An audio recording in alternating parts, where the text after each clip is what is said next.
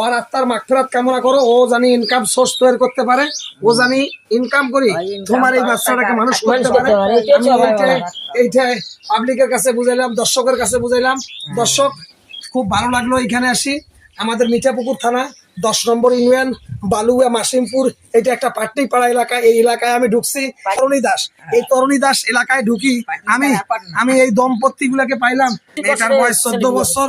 এই 14 বছর সে সাফল্য হওয়ার কারণেই তার বাবা মা তার ঘরে একটা ঐতিহ্য মনে করি বিয়ে দিছিল। বিয়ে দেওয়ার পরে একটা বাচ্চা হওয়াতে তার শরীরের ক্যালসিয়াম কমে যাওয়ার কারণে হঠাৎ করে সে হার্টের প্রবলেম দেখা দিয়েছে। এই মেয়েটা এখন অকার্যে হয়ে তার মার বাড়িতে আছে। এটা খুব দুঃখ। এইটাই দেখাইতে চাই। আমার কাছে খুব ভালো লাগলো।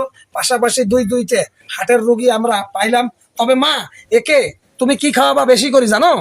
একে খাওয়াবা জাপকলা, পেঁপে, এই দুইটা হার্টের ক্যালসিয়াম যোগাবে। একে খাওয়াবা ভেন্ডি ভাজি করি, একে খাওয়াবা পুঁই শাক, একে খাওয়াবা লেবু। শরীরের ক্যালসিয়াম হরমোনিন বাড়িয়ে দেবে। খাইতে পারো কচু শাক, পুঁই শাক, লাল শাক, এগুলো সবজি রান্না করি হরমোনিন ক্যালসিয়াম এটা বাড়িয়ে দাও। তুমি হেকে জ্বালা বয়সে বিবাহ দিছো। বিবাহ দেওয়াতে একটা বাচ্চা ওর গর্ভে থাকি নামাতে ওর হার্ট প্রেশার মেরুদণ্ড আছে না, এগুলো দুর্বল হওয়াতে শরীরে হঠাৎ করে ওর জামাই ভালো মন্দ ওকে কি খাওয়াইছিল না খাওয়াইছিল জানি না। তার স্বামীর বাড়ি এইটা, সে স্বামীর বাড়িতে এখনো আছে।